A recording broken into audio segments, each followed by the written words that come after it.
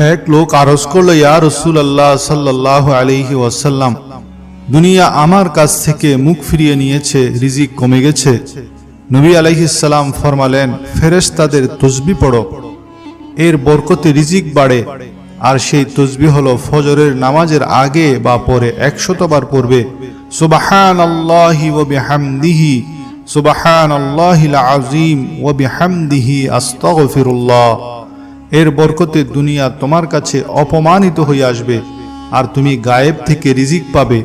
আর এর প্রতিটি কলমার বরকতে একটি ফেরেশতা সৃষ্টি হবে, যারা কিয়ামত পর্যন্ত এই তাসবিহ পড়তে থাকবে আর তুমি সওয়াব পেতে থাকবে। সেই ব্যক্তি বলল, আমি সেই তাসবিহ পড়া আরম্ভ করার কিছুদিনের মধ্যেই আল্লাহ আমার রিজিক খুলে দিলেন আর অভাব দূর করে দিলেন।